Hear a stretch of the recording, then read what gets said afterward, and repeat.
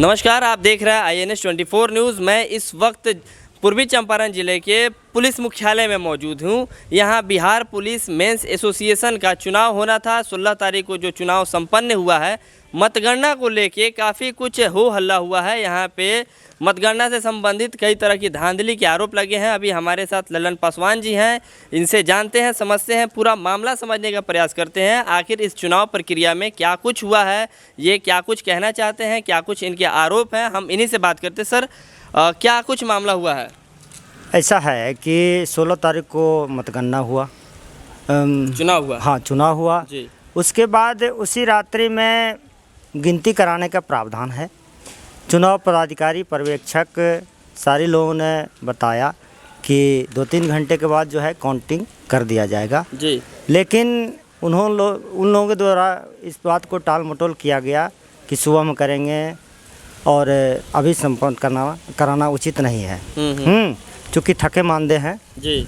तो इसी बात लेकर के हमने उनके होटल पर जो कहने गया था और लोगों ने कहने गया, उस पर आरोप वो लगाया है कि मारपीट किया है। अगर मारपीट कोई करेगा तो उसका फुटेज तो होगा ना। उस पर्यवेक्षक ने ये आरोप लगाया है, हाँ, कि जो भी लोग मिलने आए होटल पे, कुछ पक्ष जो है वो मारपीट किया है, जिसमें मेरा भी नाम उन्होंने डाला है।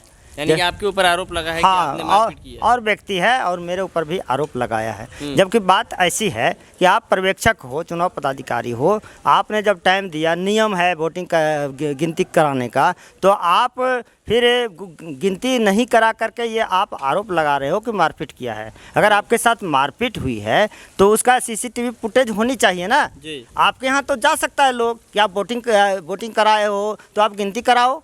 लेकिन इस तरह से एक षड्यंत्र की तरह मनगढ़ंत आरोप लगा करके FIR करवा करके और वो भागने का काम किया है। इस जिला से वो भाग चुका है और उसको भागने में सहयोग किए हैं लाइन DSP, सदर DSP साहब और छतौनी प्रभारी और इस ज़िले के SP साहब को हम क्या कहें।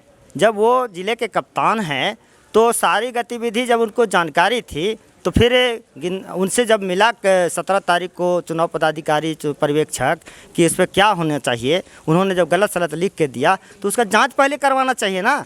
जांच उन्होंने नहीं करवाया और उन्हें एस्कॉर्ट दिलवा करके भगवाने का वो भाग गया, इनके द्वारा एस्कॉर्ट दिया गया। तो मैं क्या समझूं कि क्या मुझे न्याय मिल रहा है?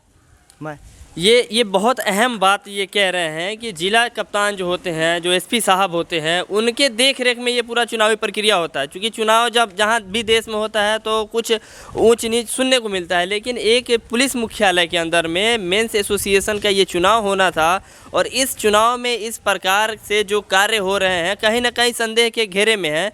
पुलिस कप्तान खुद भी संदेह के घेरे में है कि चुनाव जब संपन्न हो जाता है तो उस पेटी का, उस मतदान का गिनती हो जाना चाहिए और विजेता और उप विजेता घोषित किए जाने चाहिए।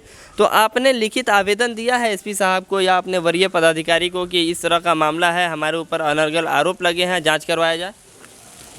नहीं, मैं लिखित आवेदन नहीं दिया हूँ। और जब मैं मिलने गया था, जब मुझे जानकारी मिली तो मैं पुलिस अधीक्षक महोदय से मिलने गया और काउंटिंग की भी बात मैंने कहा कि ये सब बात होगी तो जिसकी जांच कराइए, ठीक है, लेकिन काउंटिंग हो जाना चाहिए। लेकिन लाइन DSP साहब हमको मिलने नहीं दिए और चुनाव पदाधिकारी वगैरह को मिलवा करके अंदर ही अंदर जो है रणनीति चल रही थी, उनको भगा दिया गया है।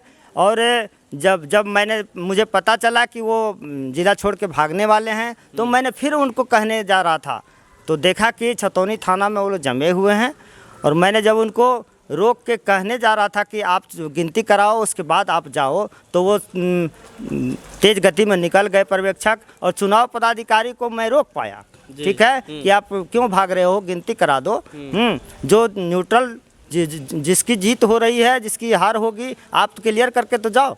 निष्पक्ष तरीके से गिनती होनी चाहिए आप करा के जाओ, गिनती करा के आप जाओ। लेकिन उधर से छतौनी प्रभारी आए और मेरे गाड़ी के सामने, मेरे स्कॉर्पियो के सामने वो वर्दी में खड़ा हो गए उनके प्रोटेक्शन में और उनको साइड से गाड़ी उनका निकलवाया गया। ठीक है, और इस तरह से पुलिस विभाग में नहीं होता है कि पुलिस विभाग के अधिकारी किसी दूसरे को भगा दे और अपने जिला की समस्या को न देखे और इसको और तूल दे दे, ये उचित कतई नहीं है। किसी सूरत पे ये उचित नहीं है, चूँकि हमारे साथ पूरे सिपाही हवलदार की भावना जुड़ा हुआ है। सबका साथ मेरे साथ है, सबों ने हमें साथ दिया है। और इस तरह से जो रौंदा जा रहा है, कुचला जा रहा है सबों की भावना को, तो ये भविष्य के लिए अच्छा नहीं है। ऐसे तो केंद्रीय टीम जो है, संघ प्रधारक लोग, वो लोग चुनाव में धांधली करने का उन लोग पर शुरू से ही आरोप लगते आ रहा है। लेकिन ऐसा मैं जानता था कि वो लोग धांधली करता है,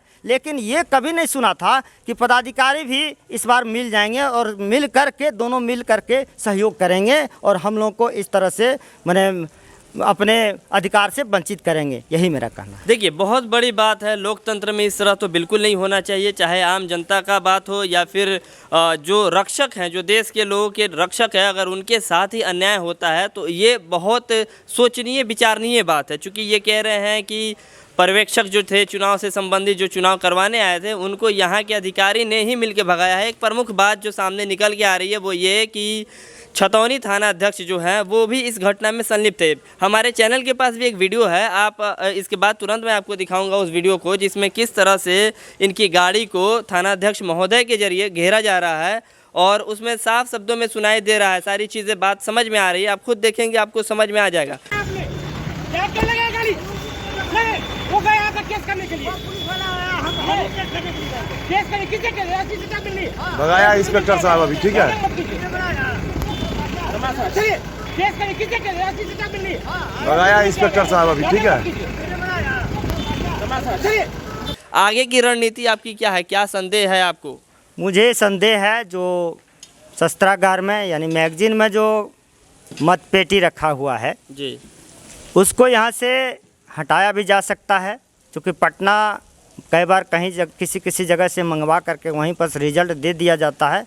वैसे भी होने की अंदेशा है, या नहीं तो वहाँ से पटना से भी रिजल्ट दिया जा सकता है बिना गिनती के। बिना गिनती का। जो ये एकदम अनर्थ है, अन्याय है, सिपाही हवलदार के यूनियन के ख्याल से ये बहुत गलत है, ये शर्मनाक बात है। इसकी जितनी निंदा हो, जितनी भर्त्सना हो वो कम है। ये बिल्कुल सही है। जब अगर आपको चुनाव करवाना ही नहीं था, ऐसे ही अनाउंस कर देना तो फिर क्या ज़रूरत थी किसी भी प्रकार से यहाँ एक चुनावी प्रक्रिया का ढोंग रचने की? चूँकि एसपी साहब भी निस्संदेह इस मामले को उनको क्लियर करना चाहिए और सारी चीज़ों को स्पष्ट करके जो भी प्रत्याशी हैं।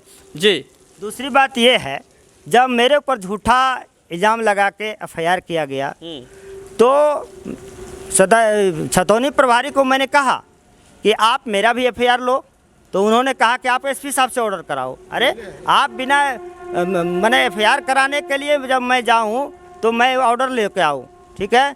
और जब मैं फिर एसटी/एससी प्रभारी के यहाँ गया कि मुझे भी उल्टा सीधा बोला गया है, जाति सूचक सब बोला गया है चुनाव पदाधिकारी और पर्यवेक्षक के द्वारा, तो आप मेरा भी केस एंट्री लो।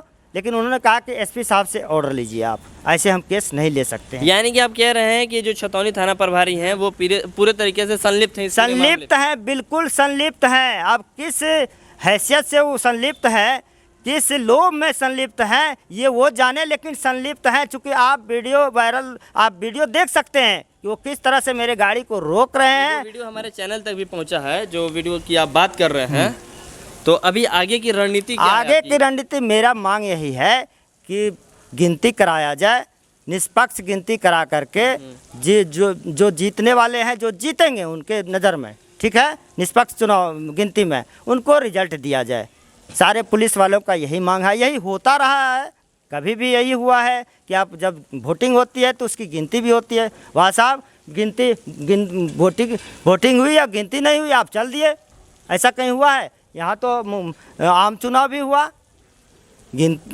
अगर वोटिंग हुआ तो गिनती भी हुआ। कहीं का भी यही नियम है कि लोकतंत्र में कहीं भी चुनाव होता है तो उसका निर्णय भी बताना पड़ता है। अब निर्णय जो था वो क्या है क्या नहीं है वो तो मत पेटी में कैद है। चूँकि ये ललन पासवान जी हैं जो सीधा आरोप लगा रहे हैं पर्यवेक्षक के ऊपर और वरीय पदाधिकारियों के ऊपर कि मत पेटी का हरण हो सकता है, मत पेटी यहाँ से गायब भी हो सकता है या फिर मत पेटी यहीं रहे और चुनाव का नतीजा आ जाए। हाँ, ये जो है ये लोकतंत्र में कहाँ का नियम है? ये लोकतंत्र में होना ही नहीं चाहिए। भारत एक लोकतांत्रिक देश है और जो लोगों के रक्षक हैं, जो लोग खुद लोगों की हिफाजत करते हैं, उन लोगों के साथ अगर इस तरह से अन्याय होगा तो एसपी साहब को एक्शन लेना होगा, नहीं तो निसंदेह वो ये घेरे में आ जाएंगे। अभी हम एसपी साहब से भी कोशिश करेंगे मिलने की और उनके स्पष्टीकरण को भी जानना चाहेंगे कि आखिर ये जो 3 दिन का जो प्रोसेस चल रहा है आखिर देरी क्यों की जा रही है, देरी करने का कारण क्या है। कहीं ना कहीं गड़बड़ी की आशंका जो ललन पासवान जता रहे हैं, क्या भविष्य में ये हो सकता है या जो पहले भी होता आया है, तो इस प्रकार से नहीं होना चाहिए। इनकी जो मांग है वो रखी जानी चाहिए, साथ में जांच होनी चाहिए। किसी के ऊपर अगर एफआईआर हो जाता है तो एफआईआर की जांच की जाती है। अगर कोई आदमी आरोप लगाता है कि उसके साथ मारपीट हुई है, किसी भी होटल में उठा रहा होगा, वहाँ सीसीटीवी फुटेज होगा, वरीय पदाधिकारी चाहे तो वो मिनटों का खेल है, उस फुटेज को निकाल के देख सकते हैं। मतगणना केंद्र पर तो धांधली नहीं हुआ है, मारपीट वहाँ तो नहीं हुआ है। हुआ है अगर आप कह रहे हो कि मारपीट हुई है तो आप होटल में थे, होटल में क्या हुआ नहीं हुआ वहाँ सीसीटीवी तो लगा होगा ना, उसका फुटेज निकलवाओ। जाना आना लगा रहता है, कोई भी उम्मीदवार है तो पर्यवेक्षक चुनाव पदाधिकारी के पास जाएगा कि आप गिनती करवाओ। तो क्या आप आरोप लगा दोगे कि मारपीट किया है और ये बहाना बना करके ये आरोप मढ़ करके आप भाग जाओगे, गिनती नहीं कराओगे? यही परंपरा है। ये बहुत बड़ा मुद्दा है। अगर पुलिस मुख्यालय में ही अन्याय होने लगे तो लोग जो है वो उनका भरोसा उठ जाता है पुलिस के ऊपर से। बहुत ये बारीकी से एसपी साहब को इन सारी चीज़ों पे जवाब देना होगा, उनको बताना होगा कि आखिर चुनाव हुआ है तो उसके नतीजे कब आएंगे। क्योंकि जो भी प्रत्याशी होंगे चुनाव में, उन्होंने बड़ी मेहनत से लोगों को ये भरोसा दिलाया होगा और लोगों का विश्वास होगा उनमें, वो मत पेटी में कैद है। तो कौन से मत किसके पक्ष में जाना है, ये नतीजा निकलना बहुत अहम हो जाता है। अभी हम एसपी साहब से भी मुलाकात करेंगे, प्रयास करेंगे कि उनका भी अपना बयान आए। फिलहाल आप इस पूरे मामले पे बारीकी से नज़र रखिए। बहुत बहुत धन्यवाद आप सभी का।